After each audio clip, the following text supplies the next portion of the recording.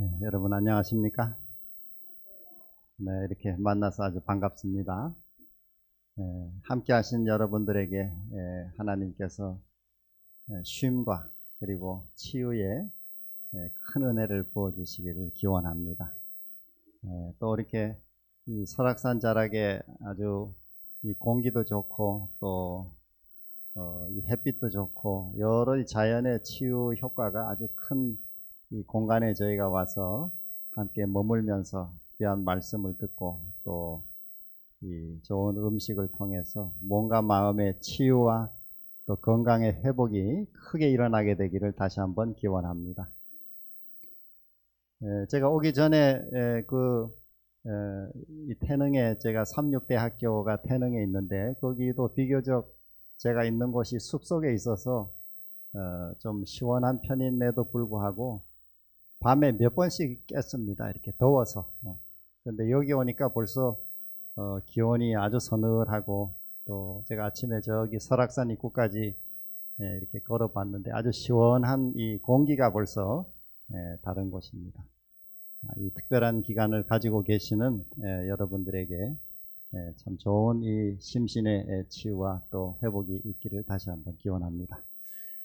이번 한 주간 여러분과 함께 성경에 나오는 그 예수님의 그 치유 이야기를 제가 몇 가지 골라서 하나하나 여러분과 함께 좀 생각해 보고자 합니다.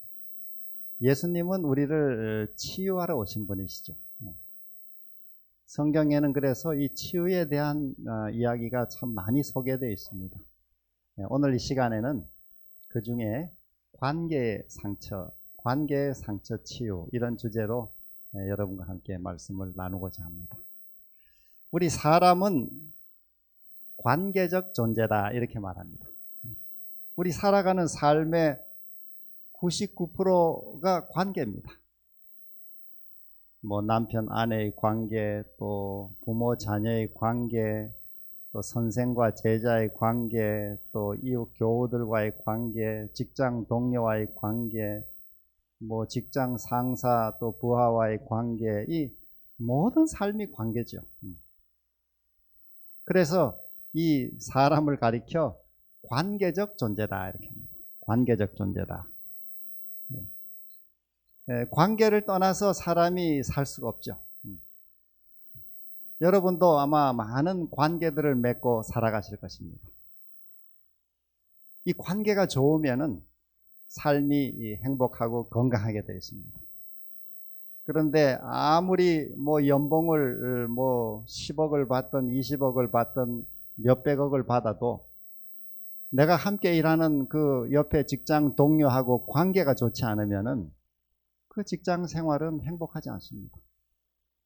돈은 많이 받았는데 얼마 지나면 몸도 망가지고 마음도 병들고 모든 것이 힘든 것입니다. 또 뭐 좋은 신랑감이다 신부감이다 해서 결혼을 했는데 살아가면서 이 부부 사이의 관계가 원만하지 못하면은 그 결혼 생활은 다른 사람들 볼 때는 참 부러울지 몰라도 살아가는 삶이 행복하지 않은 것입니다. 반대로 뭐 환경과 여건은 별로 좋지 않아도 그 관계가 삶의 이 사람 사이의 관계가 좋으면은 행복하게 되어 있습니다. 뭐 직장 월급이 많지 않아도 그 직장 생활이 동료들 주변 사람들과 아주 관계가 좋으면은 그 직장 생활은 행복하게 되어 있죠. 이처럼 우리 삶의 관계는 삶의 거의 전부라고 할 수 있습니다. 살아가는 삶이 결국 관계 속에서 살아가는 것이죠. 관계 속.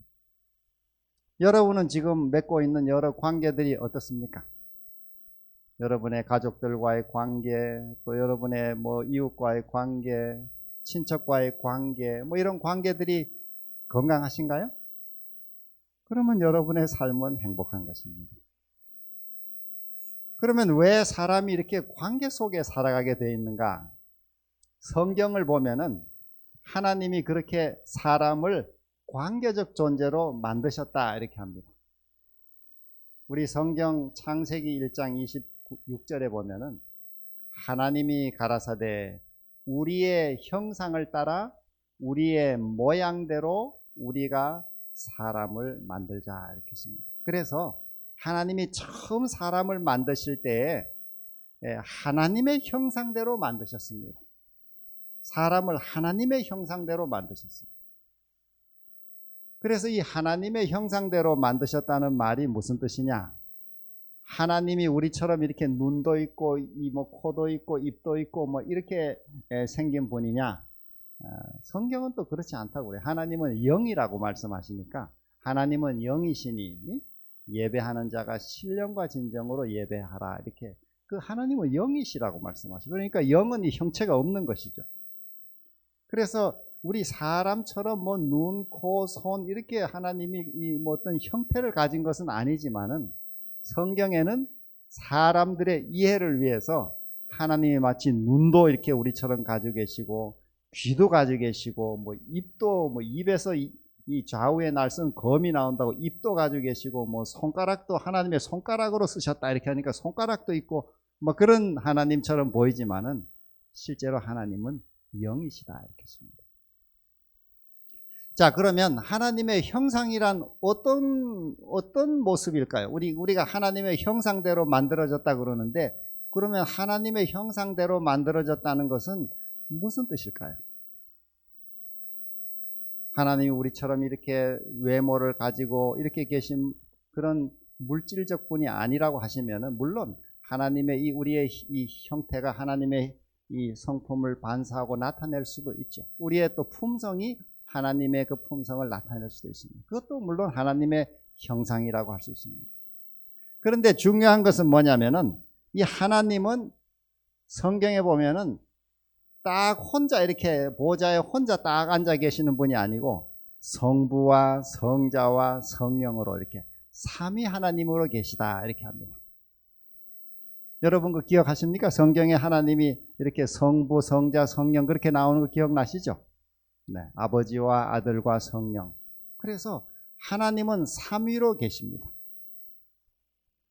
그런데 이 삼위 하나님은 뭐 각각 따로따로 이렇게 어디 자리를 하나 앉고 뭐 대화도 안 하고 그냥 뚝뚝 떨어져 이 보좌에 홀로 앉아 계신 분이 아니고 이 삼위 하나님은 매우 친밀하고 이 아주 소통을 아주 잘하는 분들이셔.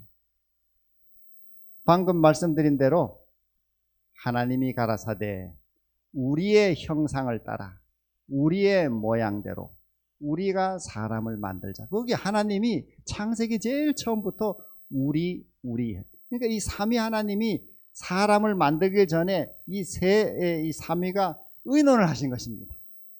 매우 친밀하게 의논하시는 모습이죠. 우리가 인간을 만들 텐데 인간을 어떻게 만들면 좋을까? 우리의 형상대로 만들자. 이렇게 하나님이 우리라고 말씀하십니다. 그런데 어떤 이 사람들은 이 신을 하나님을 생각할 때 아주 고독한 존재로 생각합니다.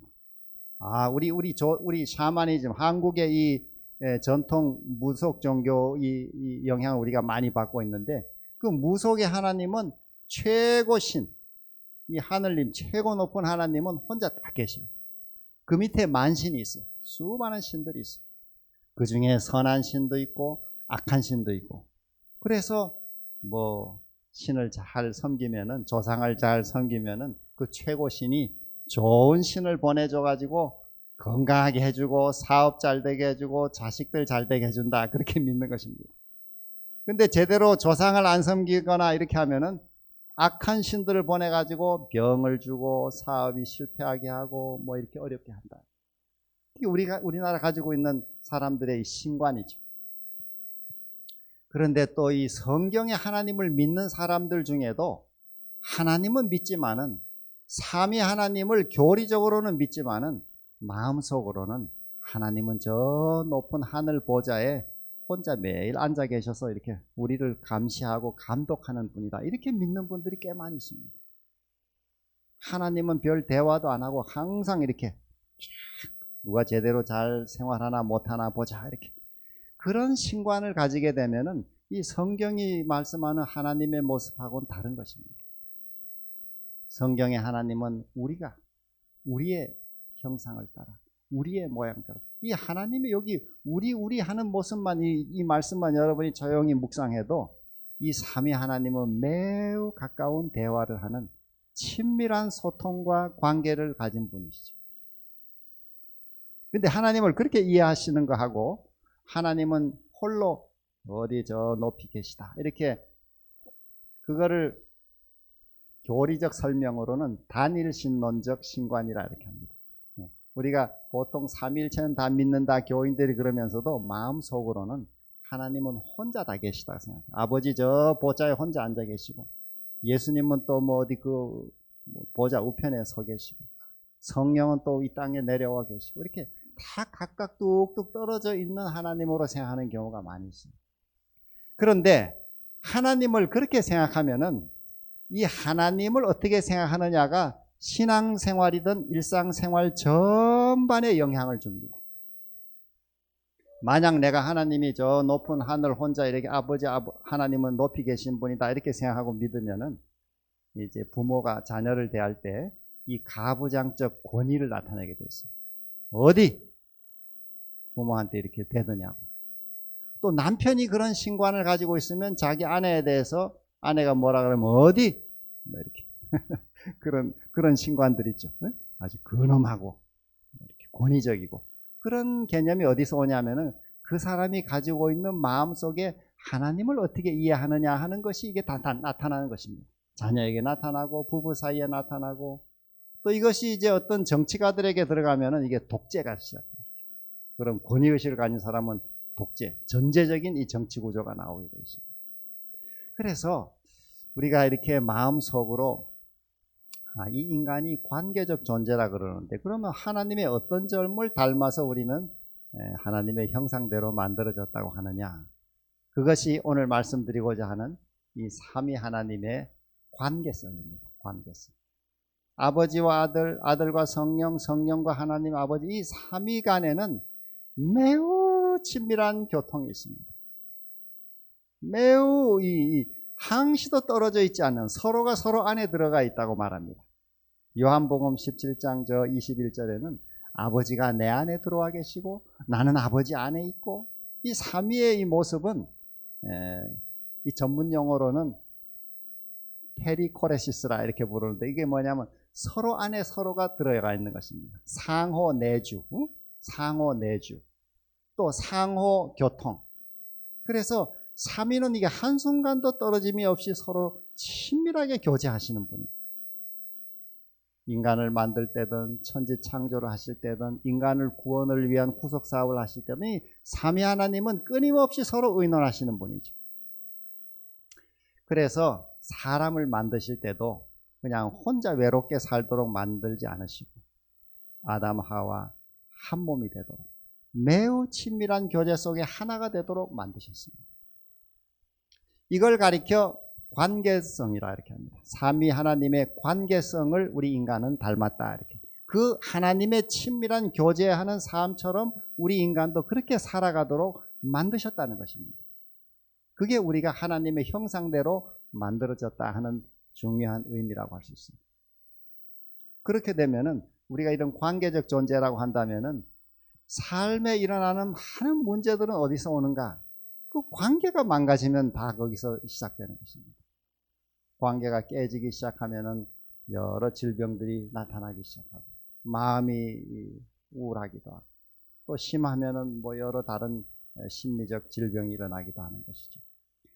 예수님이 이 땅에 오셔서 사실 우리 사람들을 위해 많은 일을 하셨는데 그 많은 일의 대부분이 관계를 회복하게 해주는 것입니다. 관계가 회복되면 몸도 나아지고 마음도 건강해지고 그래서 예수님의 말씀 가운데 이런 말씀이 있죠. 하나님을 사랑하고 이웃을 내 몸과 같이 사랑하라. 이게 예수님의 가르침의 전체 핵심입니다. 그분의 말씀이 많이 있어요. 하나님의 나라도 있고 뭐 여러 비유의 말씀도 있고 많지만은 그 모든 걸 우리가 종합하면은 결국 그것은 하나님을 사랑하고 또 이웃을 내 몸처럼 사랑하라. 이게 성경 가르침의 전체 중심이기도 합니다. 성경 말씀을 우리가 압축하면은 이게 십계명으로 압축할 수 있습니다. 그 10계명을 다시 압축하면은 이 말씀이죠. 그 예수님께 어떤 사람이 찾아와서 물었어요. 이 율법 가운데 어떤 계명이 제일 큽니까? 이렇게 할 때 예수님이 이 말씀을 하셨습니다. 마태복음 22장 37절로 40절에 주 너희 하나님을 사랑하라. 둘째는 내 이웃을 내 몸처럼 사랑하라. 이것이 모든 율법과 선지자의 강령이다. 그래서 우리 삶의 제일 중요한 핵심은 뭐냐면 여기 세 관계가 나오죠. 여기 이 말씀이 세 관계를 말해줍니다. 첫째는 하나님을 사랑하는 하나님과 우리의 관계죠. 수직적인 관계. 하나님과 우리의 관계. 두 번째 중요한 관계는 이웃과의 관계죠. 너희 이웃을 사랑하라. 수평적 관계죠. 그 다음에 하나는 내 자신을 사랑하라. 자기 자신과의 관계입니다. 그래서 우리 살아가는 삶에 세 관계가 있는데 그 관계가 제일 중요한 세 관계가 이 세 가지입니다. 하나님과 나와의 관계, 또 이웃과의 관계, 또 자기 자신과의 관계. 여러분도 아마 여러분 마음속에 내 자신이 내가 누구라고 생각하는 그 자기 이미지가 있습니다. 셀프 이미지. 그 자기 이미지가 건강한 사람은 살아가는 삶이 건강할 수 있습니다. 그런데 나는 항상 못난 사람이야. 나는 뭐가 부족해. 이렇게 생각하면은 그 자기 자신과의 관계가 건강하지 못한 것입니다. 또 이웃과의 관계가 건강하지 못하면은 삶이 힘들어집니다. 여러분 한번 이 시간 잠깐 나는 내 마음에 좀 불편한 사람이 있는가 없는가 한번 생각해 보십시오. 그 불편한 사람이 많으면은 이게 이웃과의 관계가 건강하지 않은 것이죠. 또 하나님과 나와의 관계, 이 위의 관계가 건강한가 이것도 한번 생각해 봐야 됩니다. 항상 내가 죄책감이 너무 많이 든다든지 자꾸 이렇게 마음에 부담이 있다든지 이거 하나님과의 관계가 이게 건강하지 못한 것이죠. 그래서 성경에서는 죄라는 것을 뭐라고 말하냐면 죄는 이 관계를 파괴하는 것을 죄라 그럽니다. 하나님과의 관계가 끊어지고 하나님을 불신하고 그렇게 관계가 끊어짐으로 사람이 상처를 입게 되고 또 망가지게 되고 결국은 멸망하게 되는 것이죠. 반대로 성경에서 구원은 뭘 말하냐면 구원이라는 것은 이 관계를 회복하는 것입니다. 망가진 관계를 회복하는 것이죠. 그래서 우리 관계가 다시 잘 맺어질 때 그때 그것을 가리켜 우리는 평화라 그럽니다. 평화. 성경에 말하는 평화. 우리 세 관계를 한번 우리 이 시간에 조용히 한번 생각해 보면 좋겠습니다. 세 관계. 나는 하나님과의 관계에 있어서 거리끼는 것이 없는가. 하나님 앞에 살아가면서. 근데 거리끼는 것이 있으면 성경에서는 그걸 회개하면 용서하신다 이렇게 했습니다. 그래서 우리가 날마다 하나님 앞에 용서받는 이 경험이 필요합니다. 두 번째는 이웃과의 관계.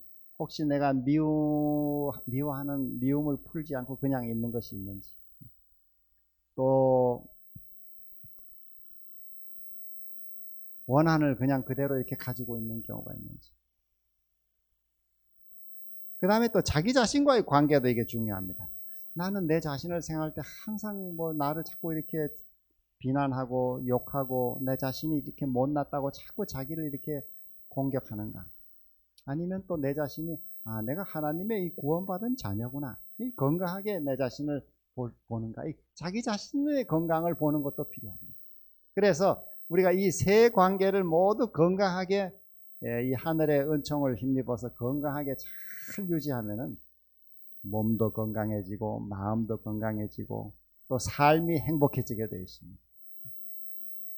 우리 그런 복을 우리 이곳에 머무는 동안 우리 모두가 크게 누리게 되기를 소망합니다. 우리 마음의 부담들이 뭔지 한번 조용히 생각해 보시고 하나님 앞에서 내가 또 뭔가 걸리는 것이 있다. 그러면 우리가 하나님께 우리 마음을 내놓고 또 기도로 회개로 우리 내놓으면 하나님이 자비로 우리를 다 받으시고 용서하시고 구원해 주시는 것입니다. 이웃과의 관계가 이제 이렇게 어려운 경우는 이게 좀 시간이 걸릴 때가 있습니다. 참 이게 쉽지 않은 경우들이 있죠. 자, 그래서 이 관계가 이렇게 망가지는 경우에 한 4가지 유형이 있습니다. 이게 사티어라는 학자가 이걸 정리를 했는데 제가 한번 잠깐 설명하면, 이 버지니아 사티어라는 사람이 첫째는 회유형의 사람이 있다 이렇게 했습니다. 이거는 뭔가 하면은 항상 자기 자신이 이렇게 못났다고 지나치게 자기를 낮추는 것입니다.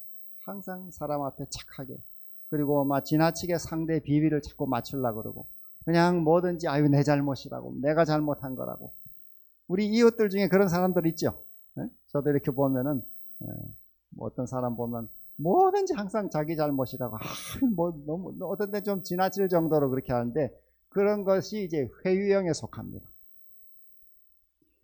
이런 사람들을 이렇게 이 학자들이 연구해 보니까 그 사람 속에 이렇게 억제된 이 감정, 아주 억눌린 분노가 속에 들어있는 것입니다.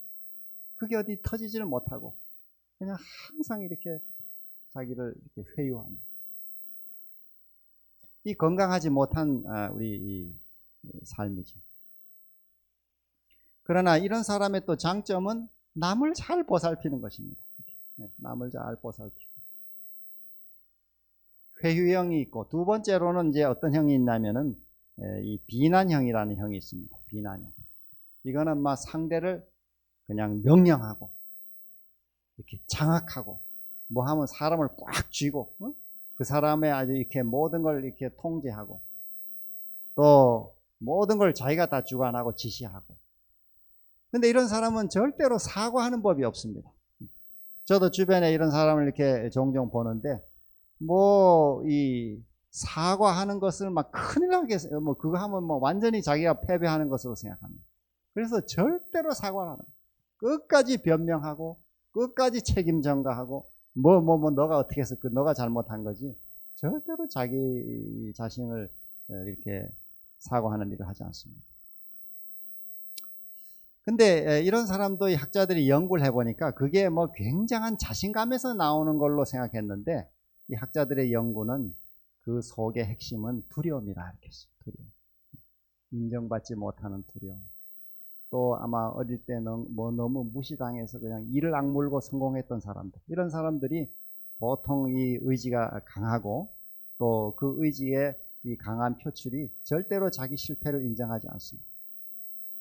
아, 그래 미안해, 이건 내 잘못이야, 내가 이번에 잘못했어, 이렇게 생각하지 않습니다.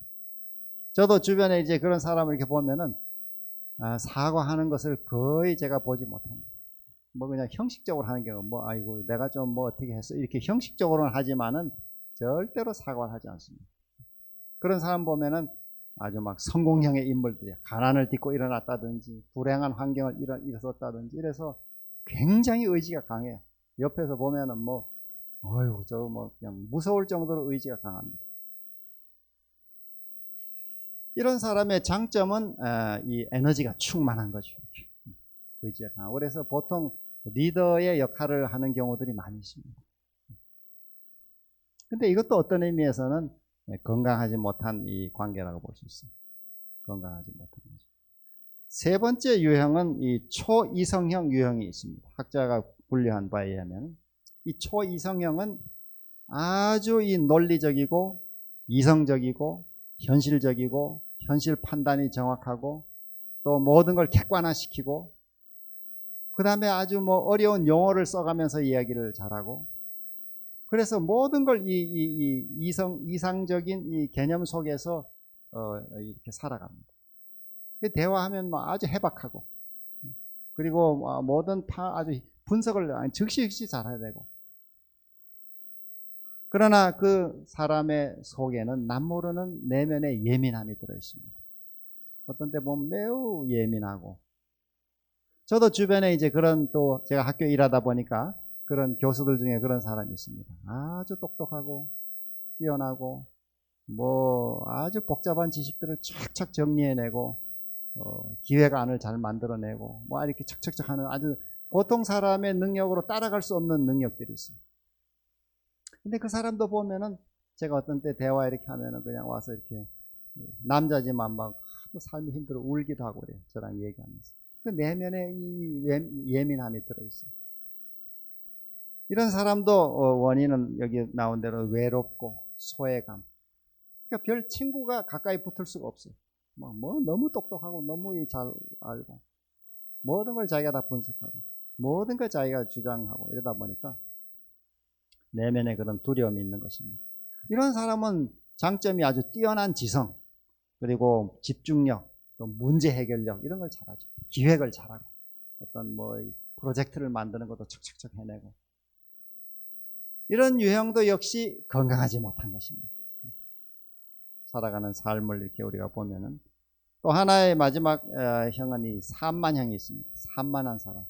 뭐 그냥 실없이 농담하고 떠들고 뭐 이렇게 그냥 지나치게 너무 활달한 사람이 있어요. 또 어떤 때는 막 지나치게 풀이 죽어 있어요. 말도 안 하고. 그래서 막 조울적 증상이 나타납니다. 이런 사람도 역시 그 내면에 소외감과 불안과 두려움이 있는 것이죠.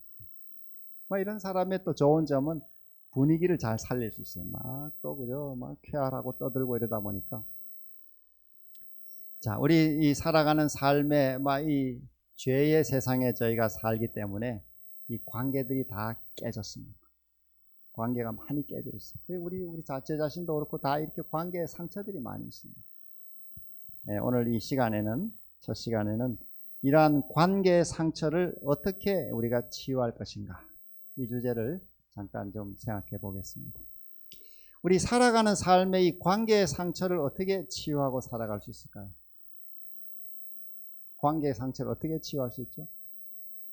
네, 오늘 뭐 간단하게 결론으로 말씀드리면 뭐 이미 여러분 다 잘 알고 계신 내용이다만 소통과 경청 이 두 가지를 여러분에게 말씀드리고자 합니다. 우리 이 사람의 모델, 사람이 원래 만들어진 원형이 하나님인데 그 하나님 모델이신 하나님의 모습이 어떤 하나님이냐면은 끊임없이 대화하고 서로 얘기를 들어주는 분입니다. 성경에도 보면은 예수님이 기도하실 때 아버지, 제가 그동안 제 말을 아버지가 늘 들어주신 것을 제가 감사합니다. 이런 얘기가 나오죠. 아버지는 아들의 말을 잘 들으시는 하나님 상호간에 서로 들으시는 분이 매우 잘 들으세요. 이렇게 귀를 기울여 들어주시고 성령도 뭐 아버지와 아들과 끊임없이 소통하시고 들으시고. 자, 오늘 그래서 여러분이 여기 창세기 1장에 나오는 하나님이 가라사대 우리의 형상을 따라 우리의 모양대로 우리가 사람을 만들자 하는 이 하나님의 모습을 여러분이 마음에 담고 이 하나님을 생각하시면 참 삶에 도움이 많이 됩니다. 우리는 하나님이 좀 저기 어디 높은 보좌에 외롭게 고독하게 앉아있는 하나님으로 생각할 때가 있어요. 너무 높고 거룩하시고 너무 엄숙하시고 막 그래서 그 하나님은 내가 함부로 대화할 수가 없는 하나님, 그냥 항상 무서운 존재 이렇게 살고 이렇게 생각하고 신앙을 하든지 삶을 살아가시면은 그게 삶의 전반에 나타나게 되어 있습니다. 오래 이렇게 어디 뭐 절에 나가든지 교회를 오래 다녔든지 이렇게 오래 신앙한 사람 중에도 얼굴이 항상 굳어 있고 이 어두운 사람들이 있어요. 그건 왜 그런가 하면은 부처님이든 하나님이든 이 하나님이 너무 높고 저 높은 데 있어 가지고 내가 감히 상종을 못 한다고 생각하기 때문에. 제가 전에 저기 그 서울 종로의 조계사 절에 한번 이렇게 가서 그 사당 앞에 가서 이렇게 좀 이렇게 있었더니 그 절에 있는 사람들이 부처님 앞에 여기 서면 안 된다고 빨리 절로 비키라고 이렇게 그 앞에 못 서게 하잖아요. 이렇게 그 앞에 서면 안 된다. 그렇게 하죠. 절에 가면 그렇게 하죠. 그 함부로 서면 안 되죠. 그 앞에. 왜냐하면 그 부처님이 너무 높은 분이 그 앞에 서면 죽는다는 거예요. 이렇게. 근데 우리 이 성경을 믿는 사람들 중에도 하나님을 그렇게 생각하는 분들이 있어요. 하나님은 너무 높고 거룩하고 너무 엄숙하셔가지고 구약의 성경 하나님을 보면 그렇게 나오지만은 구약에 그런 표현도 있지만은 방금 말씀드린 대로 창세기 1장 26절에 우리가 하는 하나님도 자주 나옵니다.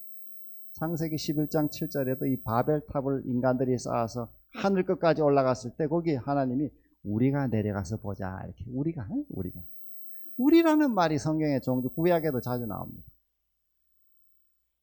우리 믿는 이 하나님은 삼위로 계시면서 매우 서로 간의 이 교제와 소통과 경청이 아주 친밀한 분들이시죠. 그 하나님을 바르게 이해하고 우리가 살아가면은 삶에 아주 많은 변화들이 일어날 수가 있어요. 저도 제가 그 성경을 보면서 내가 믿는 하나님은 이런 분이시구나 이렇게 이해하고 살아갔더니 제가 이 자녀들을 대하는데도 많이 달라졌어요. 또 제가 제 아내와 살아가는데도 많은 변화가 일어났어요. 또 제가 학교에서 이렇게 여러 동료들과 지나는데도 많은 변화가 일어났어요. 그래서 우리 뭐 몸에 아픈 이 몸의 질병도 이게 마음의 병과 다 연관이 되어 있습니다. 또 이게 우리 관계와도 다 연관이 되어 있습니다. 살아가는 삶이. 그래서 이 우리가 하신 이 하나님의 모습, 매우 가까이 이렇게 대화를 나누시는 그 삼위 하나님의 모습을 조용히 생각하면서 그 하나님을 내 마음에 받아들이고, 그 하나님을 닮아서 나도 내 남편과 자녀와 이웃과 이렇게 소통과 경청, 이렇게 자주 이렇게 좋은 대화를 나누는 삶을 실천하면은 관계가 좋아집니다. 관계가 이 상처가 회복이 되고 좋아지면은 삶의 변화들이 많이 일어납니다. 아마 이 직장 생활에도 좋은 성공을 많이 거둘 수가 있습니다. 뭐 너하고 내가 뭐 꼭 대화할 필요가 뭐가 있나, 내가 널 안 보면 그만이지, 뭐 이러고 살아갈 수 그런 사람이 많이 있습니다. 그게 뭐 내가 편할 것 같지만은 벌써 내 속에 한 부분이 병드는 것입니다. 내 스스로가 벌써 망가지고 있는 것이죠. 이게 이제 관계의 상처가 치유가 돼야 우리 살아가는 삶도 행복해지고 편안해지고 부담이 없어지는데, 그거 그냥 응어리를 그냥 가지고 그 암흑에 이렇게 생각하고 관계를 그냥 이렇게 방치하게, 상처를 방치하게 되면은 그 삶이 점점 힘들어집니다. 제가 일하는 우리 학교에서도 가끔 뭐 다 훌륭한 분들이시긴 한데 가끔 관계들이 이렇게 좀 망가지는 경우가 있어요. 그래가지고 갈등이 심해져가지고 제가 이제 각각 이렇게 만나볼 때가 있습니다. 그러면 한쪽 분은 말하기를, 나는 저 옆에 저 사람 볼 때마다 그냥 가슴이 섬찟섬찟하다는 거예요. 그 사람 그렇게 보기 싫다는 거예요. 같은 학과의 동료인데도 그렇게 보기 싫다는 거예요. 그 생활을 매일 출근해서 같이 해야 되니까 그 삶이 얼마나 괴로운 일입니까? 그래서 이게 자꾸 심장이 이 무리가 와서 약을 먹고 있다는 거예요. 약을 먹고. 그 약을 먹어서 해결되는 문제가 아니죠. 또 어떤 사람은 그런 관계가 망가져가지고 장이 자꾸 꼬이고 막힌다는 거예요. 그래서 뭐 어떤 날은 제가 밤에 자는데 한 11시 반에 전화가 왔습니다. 어떤 교수 집에 가족이 전화해서, 여기가 지금 저 연세대학 세브란스 병원인데 좀 빨리 좀 와서 좀 기도해 달라. 그 왜 그래 했더니 뭐 지금 이 장이 막혀서 죽는다고. 제가 밤에 다시 옷 입고 일어나서 이제 차를 몰고 거기 가서 보니까 가족들이 다 병실에 둘러서 가지고 막 자식이 그렇게 고생하는 걸 보고 막 둘러서 있어요. 그래서 같이 제가 또 기도하고 이렇게 왔습니다. 근데 다행히 그 사람이 또 살아나서 저를 보고 맨날 자기를 제가 살려줬다 그러는데 저는 살려준 게 하나도 없어요. 그냥 가서 방문만 잠깐 하고 온 거죠. 자, 이런 이 관계가 이렇게 막히게 되면은 삶이 뭐 그 사람 안 보고 살면 그만이다 이렇게 말은 그리 할 수 있을지 몰라도 이 삶이 여러분, 원수는 항상 만나게 되어 있습니다. 네. 뭐 외나무 다리에서 만난다 이러듯이 어떻게 하다 보면 만나고, 여러분 마음에 그 불편한 사람은 그냥 두고 살아가면 그 문제를 해결하지 않으면은 언제 어디서 만날까봐 항상 불안하게 되어 있습니다. 이게 벌써 몸을 망가뜨리죠. 저 잠언 17장 22절에도 마음의 근심은 뼈를 마르게 한다 이런 말씀이 있습니다. 우리 삶이 이렇게 망가지는 것입니다. 자, 이걸 우리가 어떻게 해결할 것이냐, 이 관계의 상처를 어떻게 치유할 것이냐, 여기 아까 처음 말씀드린 대로 이 삼위 하나님, 성경에 나온 이 하나님이 그렇게 서로 친밀하게 대화하시고 교제하시고 서로 이야기를 들어주시고 그 생활을 우리가 본받아야 합니다. 그걸 본받아야 돼. 그래야 삶이 가정생활이든 또 직장생활이든 사회생활이든 모든 삶이 이게 행복하고 원활하게 되어 있습니다. 이 관계가 막히면은 마치 이 혈관에 뭐 이렇게 이 지방이 너무 끼어서 막히면 이게 동맥경화도 생기고 뭐 안 되면 뭐가 터지기도 하고 이렇게 몸에 반응이 나오듯이 관계도 마찬가지입니다. 관계도 이게 막혀버리면은 뭔가 이상이 나타나게 돼 있어요. 자, 그래서 첫째로 그러면 소통을 우리가 어떻게 할 것이냐. 이 소통의 방식만 바꾸어도 상당히 많은 관계 문제의 해결을 볼 수가 있습니다. 자, 첫째로는 먼저 소통을 시도하는 것입니다. 근데 이게 참 어려운 일이죠. 어려운 일. 저도 어떤 때 이렇게 관계가 저도 틀어져 가지고 그 상대를 뭐 생각하면은 그냥 머리끝까지 화가 날 때가 있습니다. 근데 너무 화가 치밀어 오르니까 마음으로는 내가 이걸 진정시킨다 이래도 몸이 말을 듣지 않아요. 몸이. 그래서 몸이 막 열이 그냥 밤에 새벽에 열이 얼마나 끌어오르는지 막 오한도 나고 막 이 몸살이 너무 심해가지고 도저히 견딜 수가 없어가지고 제가 저 병원에 입원했습니다. 입원에 가서 이렇게 링게로 주사를 맞고 하루인가 이틀 있다가 나왔어요. 마음으로는 제가 이렇게 진정을 하고 이래도 이 몸이 그냥 막 이렇게. 근데 그런 다음에 그래도 저는 하나님을 제가 믿는 사람으로서 하나님께 기도하고 또 제가 먼저 찾아갔습니다. 찾아가서 한번 시비를 확인했습니다. 그리고 서로가 화해하고 해결했습니다. 다행히 그 상대가 또 화해를 해서 해결이 잘 됐습니다. 근데 어떤 때는 안 되는 경우가 있어요. 뭐 내가 아무리 뭐 하려고 그래도 상대가 그냥 완강하게 이렇게 인정을 안 하든지 이렇게 힘든 경우가 있어요. 그런 경우라도 우리가 먼저 시도하는 것이 필요해요. 근데 그 시도는 그 말도 안 되는 사람 자꾸 찾아가서 뭐 얘기하자 이렇게 해가지고 되는 게 아니고, 제가 하나 배운 이 성경을 제가 통해서 배운 게 하나 있는데, 그거는 뭐냐면은 그 상대를 위해서 축복 기도를 하는 것입니다. 축복 기도. 성경 로마서 12장 14절에도 너희를 핍박하는 자를 축복하라, 축복하고 저주하지 말라, 이렇게 되어 있어요. 우리 사람의 이 본능은 나를 핍박하고 나를 억울하게 하고 누명을 씌우고 이렇게 한 사람을 절대로 축복할 수 없습니다. 인간의 본능은. 그거 보복하고 싶죠. 아주 그냥 뭐 몇 배로 갚아주고 싶죠. 그러나 성경의 말씀에는 그렇게 하지 말라 이랬어요. 너희를 핍박하는 자를 축복하라, 축복하고 저주하지 말라. 그래서 제가 이런 힘든 인간관계가 생길 때 제가 이 상대를 위해서 축복 기도를 합니다. 저는 이 기도 노트를 가지고 제가 기도를 하는데, 기도 노트에 기도 제목들이 할 기도들이 많이 있어요. 많이 들어있어요. 뭐 저희 집안 기도도 있고, 학교에 뭐 우리 교직원들 해당되는 기도들도 있고, 뭐 학교 여러 사업들을 위한 기도도 있고, 뭐 우리 교단의 사업 기도도 있고, 뭐 주제들이 기도 제목이 많이 있어요. 그 중에 제가 몇 가지는 이 힘든 사람들. 학교도 저희도 한 500명의 교수 직원들이 있다 보니까 뭐 다 사람이 좋을 수만은 없습니다. 그래서 어떤 때는 거기에 정말 좀 뭐 서로 그냥 싸우겠다고 고소하고 막 이럴 정도로 서로 힘든 관계도 있어요. 그 제가 기도할 수밖에 없습니다.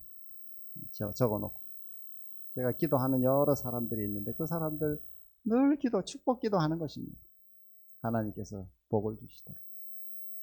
그런데 참 신기한 것은, 그렇게 이제 기도로 하나님과 소통하고 또 그 다음에 그 사람과 자꾸 소통을 이렇게 시도하면은 성령 하나님께서 그 관계 속에 이렇게 역사해 주십니다. 이게 참 신기한 일이에요. 이게 뭐 내 노력으로는 그게 해결할 수가 없는 일인데, 이 성령이 그 사이에 자꾸 이렇게 관계 속에 역사를 해 주셔가지고 참 좋은 계기가 만들어져요. 계기가 만들어져 가지고 문제가 해결되고 관계가 회복되고 아주 서로도 좋은 관계로 만들어지는 경우들이 참 많아요. 제가 이거 해보니까 참 효과가 많아요. 제가 오래전부터 이 축복 기도를 제가 이렇게 실천하고 살아가는데, 물론 제가 뭐 좋은 관계 사람들도 축복 기도를 많이 합니다. 제 기도 노트에 축복 기도 대상들이 참 많습니다. 많은 이름들을 제가 축복 기도하지만은 특별히 관계가 나쁜 경우, 또 특별히 아주 이 관계가 잘 회복이 안 되는 경우, 그거 어떻게 말로 안 됩니다. 특별히 대학 사회는 제가 이렇게 보니까 교수들이 어떤 사람 말대로 파리 똥구멍 하나만 연구해서 박사가 된 사람도 있어요. 그 사람은 그것만 알아, 그것만 알아. 박사지만은 딴 거는 몰라, 그것만 알아. 파리 뭐 다리 하나 그것만 알고 있어요. 그래서 뭐 박사라고 다 잘하는 게 아니에요. 그 대신에 자기 고집이 대단해, 자기 고집. 자기가 다 최고라고 생각해. 그러니까 이 교수를 설득하는 거는 참 어려워요. 어떤 사람이 소를 100마리를 서울서 부산 데려가는 게 교수 한 사람 설득하는 것보다 더 쉽다 이렇게 했어요. 그만큼 이게 어려워요.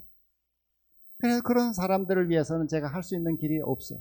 아무리 불러가지고 설명하고 또 시시비비를 설명하고 뭐 앞뒤를 얘기하고 이래도 그거는 뭐 아무리 얘기해도 효과가 없어요. 자기 얘기만 해요. 남의 얘기를 들으려고는 하질 않아요. 그래서 제가 하는 일은 기도하는 일이에요. 축복 기도. 매일 아침 축복 기도하는 것입니다. 그러면은 참 이게 아마 크게 문제가 터질 뻔했는데 또 가라앉고 그 문제가 해결되고 또 뭐 이렇게 아마 이 가정 생활에도 그런 게 있을 것입니다. 꽤 오랜 세월 이게 관계가 막히든지 참 뭐 시어머니와 며느리의 관계든지 이게 참 힘든 관계들이 있어요. 그런 관계를 풀 수 있는 길이 참 사람의 힘으로 할 수 없는 게 너무 많이 있어요. 근데 성경에는 축복기도 하라 이렇게 했어요. 축복기도. 그래서 어떤 시어머니가 하도 며느리와 사이가 안 좋았는데 그 며느리가 어디 밤에 부뚜막에서 이 칼을 들고 자기 시어머니를 그냥 이렇게 하도 막 한이 사무쳐서 해치려고 이렇게 하다가 교회 가서 자기가 은혜 받았는데 그 후에 은혜 받았는데 그 다음에 자기가 그 생각을 고치고 시어머니를 정말 사랑했더니 시어머니 그 완고하던 시어머니가 녹았다는 거예요. 이렇게 그런 얘기가 있어요. 제가 어떤 얘기 들어보니까 이게 하늘의 은혜를 받아야 돼. 하늘의 도움을 받아야 돼. 하늘의 은총을. 하늘의 은총을 받아서 먼저 우리가 소통을 시도하는 것이 필요해요. 그 직접 가서 하기 어렵잖아요. 그러면 할 수 있는 게 자기 방에서 축복기도 하는 걸 할 수 있어요. 축복기도. 그 상대를 위해서 축복기도. 가정을 가족들을 위해 기도해주고 그 사람이 하는 일을 위해서 기도해주고 그렇게 기도하면은 아까 말씀드린 대로 성령 하나님이 역사합니다. 거기에 성령 하나님이 관계 속에 역사해줘요. 우리 인간의 말은 한계가 너무 많아요. 아무리 말을 내가 잘해도 상대를 설득할 수가 없어요. 근데 내 말 대신에 기도를 하면은 성령이 대신 해줘요. 성령이 말할 수 없는 탄식으로 도와줍니다. 이렇게. 그래가지고 관계가 치유가 되고 회복이 돼요. 여러분도 한번 그런 혹시 관계가 그렇게 좀 막힌 관계가 있는 분들은 한번 실험해 보세요. 이거 참 제가 해보니까 효과가 아주 좋아요. 매우 효과가 있습니다. 축복기도. 물론 여러분의 자녀들을 축복하는 것도 아주 좋은 축복기도죠. 그러나 막힌 관계들, 깨진 관계들, 상처난 관계들, 정말 서먹하고 힘든 관계들을 풀어나가기 위해서 우리가 먼저 축복기도 하는 것이 필요합니다. 그리고 소통하는 것입니다. 자, 그러면 소통을 어떻게 할 것이냐? 그 중에 하나가 요즘 학자들이 많이 얘기하는 나 전달법을 사용하는 게 좋다 이렇게 했어요. 너 전달법보다 나 전달법이 좋다는 거예요. 너가 왜 이 모양이냐, 뭐 너가 그렇게 이렇게 상대를 너 전달법으로 얘기를 하면은 상대가 딱 벌써 경계하게 되고 거부하게 되고 반박하게 되고 변명하고자 합니다. 안 받아들이려고 해요. 위협을 느끼기 때문에. 그 대신에 나는 그거 그렇게 한 걸 보고 나는 참 그게 이렇게 하면 좋겠다고 생각이 들더라. 또 나는 참 마음이 좀 불편하다. 이렇게 자기 화법을 쓰라는 거죠. 예수님도 1인칭 화법을 많이 썼다는 거예요. 나는 선한 목자야. 나는 세상의 빛이야. 뭐 나는 여기 나온 대로 길이고 진리고 생명이야. 이렇게 예수님도 나 이런 표현을 많이 해요. 자녀들도 뭐 너가 왜 이렇게 했느냐 막 너 이렇게 하면은 자녀들도 반발하죠. 다 반발합니다. 학교에서도 우리 직원들 보고 뭐 잘못한 거 막 당신이 이따위로 하느냐 뭐 이렇게 하기 시작하면은 그 사람이 처음에는 뭐 직분 때문에 이렇게 굴복하는지 몰라도 속으로는 반발합니다. 어디 한번 내가 좀 두고 보자 뭐 이렇게 못된 마음을 가지고. 그러니까 이게 우리가 대화법도 이렇게 소통하는 방법도 나 대화법으로 쓰는 게 좋다는 거예요. 그러면은 훨씬 상대도 위협을 느끼지 않고 쉽게 받아들일 수가 있다는 거예요. 자, 그래서 우리 이 소통이 하나님의 모습인데 우리도 그런 하나님의 모습을 따라서 한번 소통을 꼭 우리가 잘 시작해 볼 수 있기를 바랍니다. 이게 아마 좋은 이 삶의 변화를 가져올 것입니다. 가정에서도 이렇게 먼저 대화하는 거죠. 자, 두 번째 우리 자기 소통의 또 하나의 방안은 이제 뭐냐면 자기 자신과의 소통이 원활해야 이게 소통이 잘 될 수 있습니다. 그래서 자기하고 대화를 좀 자주 하는 게 좋아요. 아, 그래, 아무개 너 참 괜찮아, 참 수고 많이 했어. 이렇게 자기 자신하고 대화를 자주 해주시는 거예요. 아, 나는 왜 이렇게 이 모양이지? 나는 왜 난 이게 이렇게 안 되지? 이렇게 자기 자신을 자꾸 이렇게 공격하면은 남하고도 대화가 잘 안 됩니다. 항상 자기를 비난하고 자기를 정죄하고 자기를 공격하고 이렇게 하면은 자기 신세를 자꾸 이렇게 한탄하면은 이게 남하고 관계를 이렇게 원활하게 잘 안 돼요. 자꾸 서먹해지고 힘들어져요. 그래서 자기 자신을 아까 이웃을 너 자신처럼 사랑하라. 다시 말해서 요 3단계 우리 사랑이 있죠. 하나님 사랑이 있고 이웃 사랑이 있고 자기 자신을 사랑해야 돼요.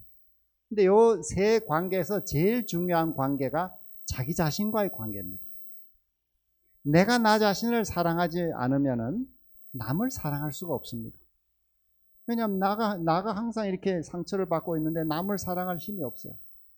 이거는 마치 내 몸이 건강하지 않으면은 남을 잘 돕지를 못하는 것과 마찬가지예요. 여러분이 위장이 항상 나빠서 항상 이 머리가 신경질적이 되어 있으면은 남을 사랑할 수가 없습니다. 남이 나를 조금 이렇게 무례하게 하면 그걸 참을 수가 없어요. 근데 내가 건강하면은 여러분 내 몸도 건강하고 마음도 건강한 상태에 있으면은 남이 내게 조금 이렇게 이 상처를 줘도 그걸 크게 개의치 않게 되어 있습니다. 내가 여유가 있기 때문에.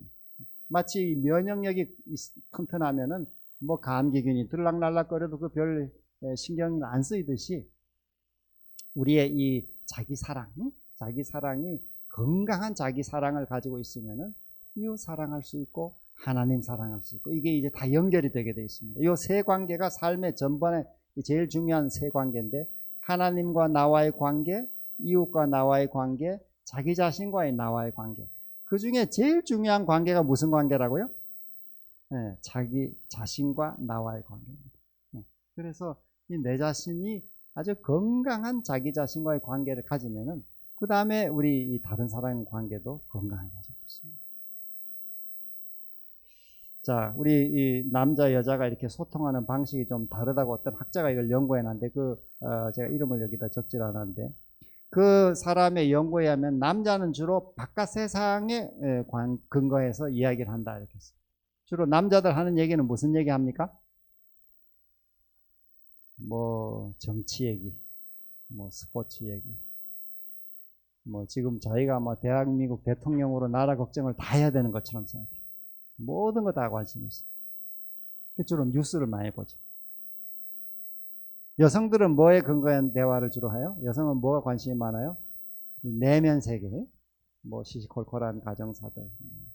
그래 주로 드라마를 좋아하죠. 드라마, 옷 입은 거, 가방 들고 다니는 거, 유행이 뭔지, 시시콜콜한 가정사 이야기. 그래서 대화의 내용이 서로 좀 다를 수가 있어요.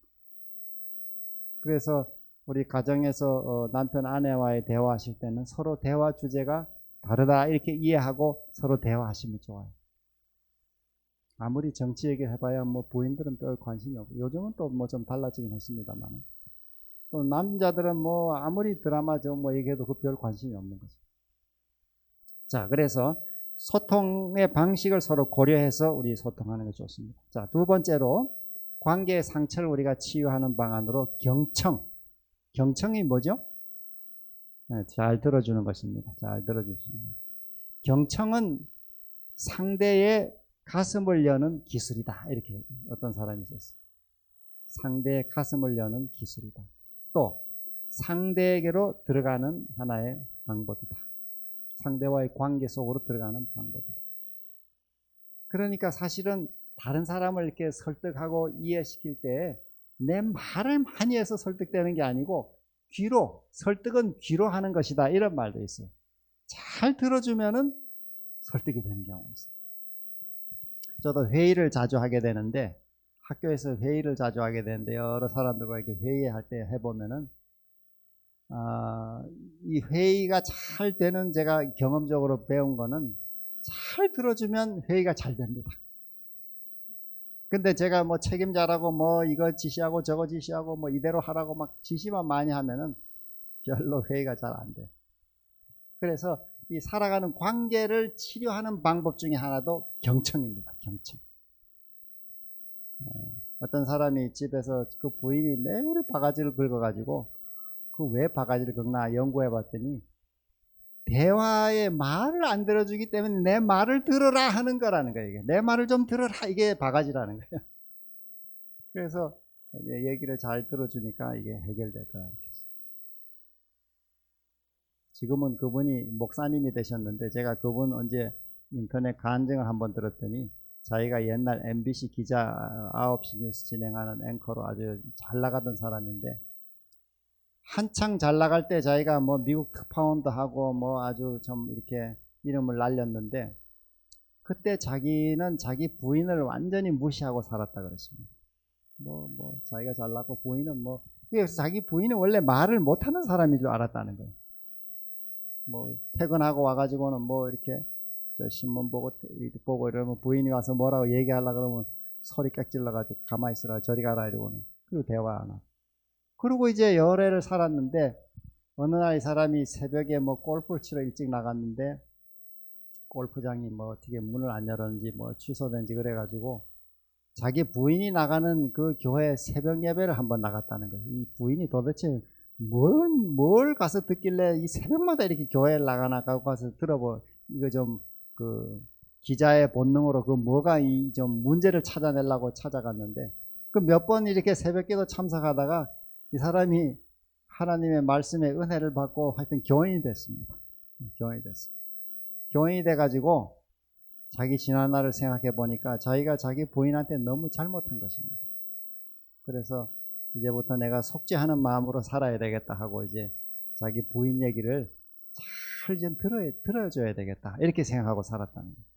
그래서 다른 날 같으면 자기가 퇴근하고 와가지고 부인이 뭐라고 얘기 꺼내면은 막 소리 지르고 저렇게 쫓아냈는데, 그 다음부터는 과거를 속죄하는 마음으로 부인이 얘기를 꺼낼 때 그걸 다 들어줬다는 거예요. 이렇게 얘기 줄줄줄 얘기 또 한번 들어주고, 그렇게 들어줬더니 부인이 얘기를 점점 계속 길게 하는데 밤 10시가 넘어도 안 끝나더라는 거예요, 이게.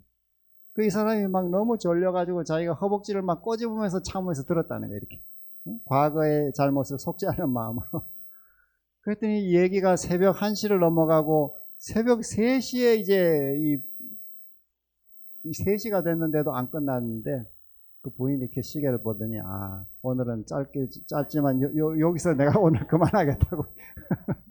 그래서 이 사람이 그날 밤에 늦게 자고 그 다음 출근하고 그 다음 또 퇴근해 왔는데, 이제 저녁 먹고 또 앉았더니 부인이 또 와서 뭐하라고 얘기를 시작했는데 또 참고 들었다는 거예요, 자기가. 그랬더니 그 다음 날도 새벽 3시까지 얘기하고. 그렇게 얘기하기를 한 3달인가 들었더니 얘기가 끝났다, 이렇게 했습니다. 그만큼 이렇게 얘기가 쌓여있던 거예요. 그 후로 보니까 자기 부인이 그렇게 얘기를 잘하는 사람인 줄 몰랐다는 거예요, 자기가.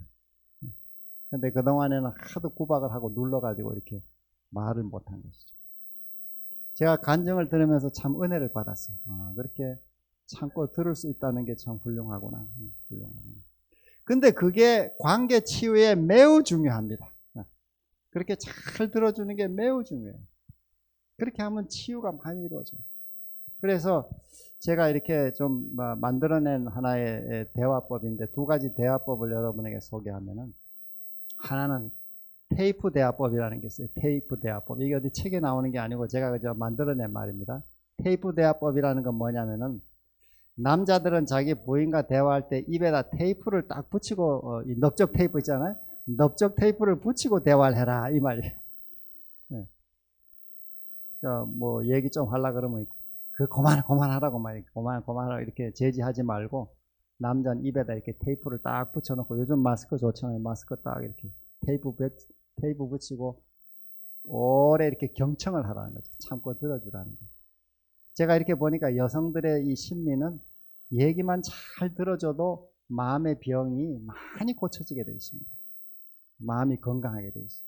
근데 제가 이렇게 여러 중년 여성들 이렇게 제가 아는 분들 이렇게 보면은 이제 얼굴이 좀 어둡고 또 좀 우울한 이런 기질이 있는 분들은 제가 이래 보면은 남편들이 얘기를 잘 안 들어주는 사람들이 그냥 아침 일찍이 운동 가방 메고 혼자 나가 운동하고 뭐 저녁 늦게 들어오고 뭐 이런 사람들은 대화가 별로 없는 사람들은 이 좀 얼굴이 표정이 어두워요. 자, 두 번째 제가 만들어낸 대화법이 하나인데 그거는 뭐냐면은 맞장구 대화법이에요. 맞장구 대화법. 맞장구 대화법은 뭐냐면은 얘기를 많이 하려고 할 필요가 없어요. 그냥 상대가 하는 말의 끝말을 한 번만 이렇게 반복해 주면 돼요. 어떻게 했다 이러면 아유 그렇다고 뭐 참 잘했다고 뭐 그렇다고 뭐 참 뭐 그러면은 제가 이걸 여러 사람에게 실험을 해봤는데 아주 다 효과가 좋아요. 제가 제 어머니하고 대화할 때도 한번 해봤거든요. 그랬더니 어머니가 참 기분이 그래 좋다는 거예요. 왜 그래 기분이 좋을까? 제가 생각해 보니까 자기 말에 대한 인정을 받은 것이고 그걸 긍정해주고 그러니까 제가 전에는 뭐 이렇게 다른 사람과 대화할 때는 내가 뭔 얘기를 오늘 무슨 주제를 가지고 얘기를 해야 되나 뭐 얘기를 뭘 만들어 하려니까 막 골치가 아플 때가 많았습니다. 근데 지금은 어디 가든지 대화할 때 걱정할 필요가 없어요. 상대가 하는 얘기 그냥 잘 들어주고 그 다음에 그 한마디만 다시 또 이렇게 인정해주고 이렇게 하면은 뭐 요즘은 세상 사람들이 다 자기 얘기를 하고 싶어요. 얘기를 하지 못해가지고 꽉 차 있어요. 제가 1년에 작년에도 뭐 제가 교직원들 이 교수들 한 200여 명 제가 한 사람씩 제가 한번 이 대화를 좀 시간을 내서 짧게 만났는데 그 뭐 만나서 제가 뭐 이렇게 얘기할 필요가 없어요. 그 생활이 어떤지 뭐 직장 생활이 어떤지 제가 다 들어만 줘도 좋은 관계가 형성돼요. 근데 요즘에 이 미국의 대기업들에도 보면 1대1 미팅이 이게 이 직원들의 능력을 발달시키고 이 팀워크를 만들어내는 최고의 방법이라고는 책이 요즘 나왔어요. 저는 그 책을 뭐 보고 한 건 아니었는데 제가 보니까 이런 미팅이 참 도움이 되는구나. 우리가 이렇게 어떤 분위기를 만들어내기가 참 좋은 것이죠. 자, 그래서 우리가 경청을 그럼 어떻게 경청할 것인가 한 몇 가지 하고 우리 마치겠습니다. 첫째는 이 섣부른 답변을 하지 않도록 하는 것입니다. 막 경청할 때 이렇게 들어주지만은 뭐 하면 그냥 빨리 막 답을 주려고 할 때가 있어요. 그게 아니고 그거 이러면서. 근데 그렇게 할 필요가 없어요. 그냥 참고 들어야 돼. 참고 듣는 것입니다. 그 다음에 또 자기 경험을 자꾸 말하려고 할 필요가 없어요. 그때 나도 그 비슷한 얘기인데 해봤는데 뭐 이렇게 하면 좋더라. 그런 얘기도 별 도움이 안 되는 것입니다. 그것도 우리가 하지 말고 참고 듣는 것이죠. 그 다음에 또 하나는 그렇게 하면 안 된다고 이렇게 자꾸 간섭을 하는 거. 이것도 우리가 좀 상가하는 게 필요합니다. 그냥 들어주고 또 함께 해주는, 그 시간을 함께 해주는 것이죠. 그렇게 하면 그 자체가 관계의 치유가 이루어집니다. 이게 참 우리 삶에 지금 필요하다고 제가 봐요. 이 관계들이 지금 많이 상처들이 있습니다. 관계들이 파괴되어 있고 상처들이 많이 있습니다. 자, 결론으로 우리 예수님의 말씀 다시 하나님을 사랑하고 내 이웃을 내 자신처럼 사랑하라. 여기 세 가지 관계가 있고 세 가지 사랑이 나와 있습니다. 하나님을 사랑하는 것, 이웃을 사랑하는 것, 우리 자신을 사랑하는 것. 근데 여기에 제일 중요한 관계는 자기 자신을 사랑하는 것입니다. 여기서부터 이웃 사랑, 하나님 사랑으로 우리가 이게 확산되는 것이죠. 자, 우리 이곳에 머무는 동안에 우리 관계의 상처들도 다 치유받고 이 하늘의 은총으로 관계의 상처들이 치유되고 또 우리 가정생활이든 또 우리 직장생활이든 또 이웃과의 여러 삶이 건강한 관계, 우리 이 관계를 가지고 살아가는 우리 모두가 되기를 기원하면서 오늘 이 말씀을 마치겠습니다. 네, 잠깐 기도하고 마치겠습니다. 자비로우신 하늘아버지, 우리에게 이 하나님의 형상을 따라 만들어진 이 특별한 이 특권을 주셔서 참 감사합니다. 우리는 이 하나님의 모습을 닮은 그런 서로 친밀한 관계와 소통과 경청을 우리 삶에 누리며 행복을 누리며 살게 만들어 주셨습니다마는 이 죄로 말미암아 관계들이 깨지고 거기에 많은 상처들이 이 관계 속에 나타나서 괴로워하는 그런 삶을 살 때가 많이 있습니다. 비록 이 죄의 세상에서 이런 상처들을 우리가 피할 수는 없지만은 자주 하나님 삼위 하나님께서 서로를 존중하시고 또 끊임없이 친밀하게 소통하시고 또 이 관계하시는 그 하나님의 모습을 자주 생각하면서 우리도 우리의 가정에서 또 직장에서 이웃에서 이런 소통과 또 경청에 하나님의 모습을 자주 닮아가는 또 삶이 되도록 도와주시옵소서. 혹 우리 삶의 이런 관계의 상처 또 그로 인한 몸의 질병 또 아픔으로 고통하는 분들 하나님께서 복을 많이 주셔서 이곳에 있는 동안 또 이 좋은 환경 속에서 좋은 음식과 운동과 또 좋은 이 강의의 말씀을 통해서 몸과 마음이 쉼을 얻고 또 치유되고 회복되는 놀라운 경험을 많이 하도록 은총 베푸시기를 예수님의 이름으로 기도합니다. 아멘.